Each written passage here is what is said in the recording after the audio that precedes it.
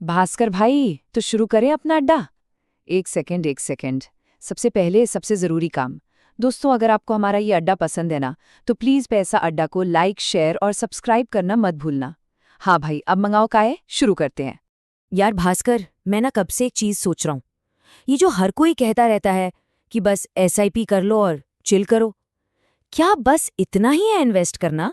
मतलब हर महीने आंख बंद करके पैसे डाल दो और बस? कोई इसका अपग्रेडेड वर्जन नहीं है क्या?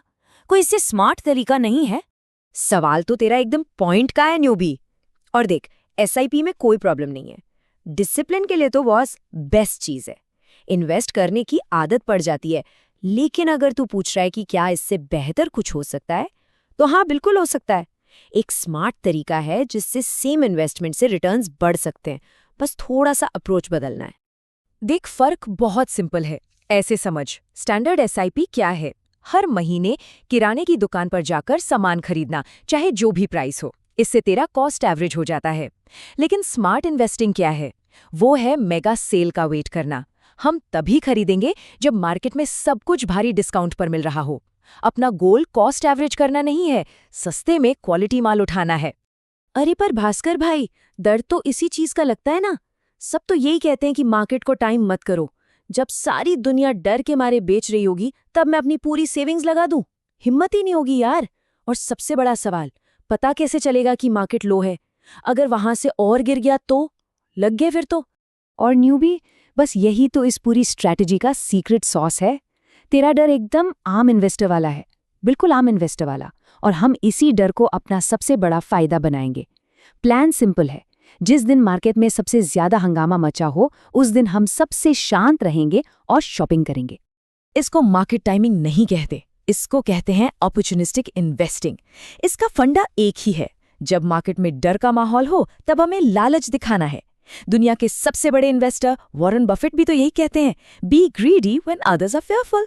हम बस उनकी बात को सिंपल तरीके से अप्लाई कर रहे हैं।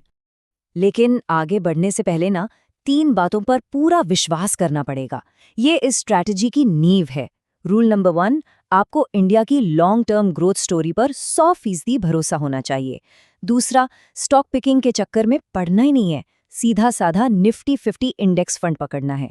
और तीसरा, सबसे इंपॉर्टेंट, मार्केट के डर को एक प्रॉब्लम नहीं, बल्कि एक सिग्नल, एक मौका समझना है।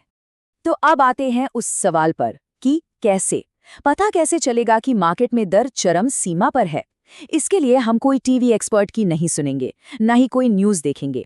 हम एक सिंपल मैकेनिकल फॉर्मूला यूज करेंगे, जिसमें कोई इमोशन नहीं, कोई अंदाजा नहीं, सिर्फ और सिर्फ डेटा। ये फॉर्मूला इतना सिंपल है कि कोई बच्चा भी कर ले। स्क्रीन पर देखो, 3 सिंपल स्टेप्स। पहला, निफ्टी 50 का मंथली चार्ट खोलना है। याद रखना, डेली या वीकली नहीं, मंथली। दूसरा, उस पे एक इंडिकेटर लगाना है, आरएसआई, और उसकी सेटिंग करनी है 2 पीरियड। और बस तीसरा स्टेप, हर महीने के एंड में बस एक नज़र डालनी है। अगर आरएसआई 10 के नीचे क्लोज हुआ है, तो अगले दिन लमसम डाल दो। That's it. महीने में 1 मिनट का काम है ये। रुक जा भास्कर, ये आरएसआई क्या चीज है भाई? ये अब थोड़ा ज्यादा टेक्निकल हो रहा है मेरे लिए। चिल कर। नाम टेक्निकल है, काम बिल्कुल सिंपल है। आरएसआई को तू समझ ले मार्केट का फीवर थर्मोमीटर। जब ये 10 से नीचे जाता है ना, इसका मतलब है मार्केट को एक्सट्रीम पैनिक का तेज बुखार है। सब लोग डर के मारे बेच बेच कर भाग रहे हैं। और हम जैसे लॉन्ग टर्म इन्वेस्टर्स के लिए यही तो डिस्काउंट पर शॉपिंग करने का गोल्डन टाइम होता है। मुझे पता है, तुझे अब भी डाउट हो रहा है। लग रहा है ना कि ये बस कहने की बातें हैं। चलो, बातों को छोड़ते हैं, सीधा पिछले 20 साल का निफ्टी 50 का रिपोर्ट कार्ड चेक करते हैं। लेट्स सी, इस फॉर्मूला ने पिछले सालों में कब कब हमें मौका दिया। अब इस स्लाइड को ध्यान से देख। ये पिछले कुछ सालों के गोल्डन अपॉर्चुनिटीज हैं। अक्टूबर 2008, ग्लोबल फाइनेंशियल क्राइसिस। जब पूरी दुनिया डूब रही थी, हमारा आरएसआई सिग्नल था 3.72। फिर मार्च 2020, कोरोना का क्रैश, हिस्ट्री का सबसे बड़ा डर, और आरएसआई था 1.47। और अभी हाल ही में जून 2022 में भी एक छोटा सा मौका मिला था, जब आरएसआई 7.18 पर था। अब सोच, जिन लोगों ने इन लेवल्स पर हिम्मत दिखाई, उनके रिटर्न्स कहां से कहां पहुंच गए होंगे। भाई, ये तो गेम चेंजर लग रहा है। मतलब डेटा तो साफ साफ बोल रहा है कि ये काम करता है। तो अब आगे क्या? इसको प्रैक्टिकली अपने इन्वेस्टमेंट प्लान में कैसे फिट करें? हाँ बिल्कुल, लेकिन पहले एक बात समझ ले, ये कोई जादू की छड़ी नहीं है। Nifty 50 index fund long term में वैसे भी 12 से 13% का एवरेज रिटर्न देता है। ये स्ट्रैटेजी बस उन नॉर्मल रिटर्न्स को एक एक्स्ट्रा बूस्टर शॉट देने का, एक टर्बो चार्ज करने का तरीका है। और एक चीज सबसे जरूरी, सब्र, पेशेंस। ये रातों रात अमीर बनो वाली स्कीम नहीं है। ये धीरे धीरे बट श्योरली अमीर बनो वाली स्ट्रैटेजी है। याद रखना, 2008 में इन्वेस्ट करने के बाद भी मार्केट अगले 5-6 महीने सुस्त ही था। असली रैली उसके बाद आई, तो हमें खरीद कर बस शांति से बैठ जाना है, पैनिक नहीं करना। तो आखिरी सवाल, एसआईपी करें या ये बाय द डिप? तो मेरा जवाब है दोनों। ये या वाली स्ट्रैटेजी नहीं है, ये और वाली स्ट्रैटेजी है। विनिंग कॉम्बो क्या है?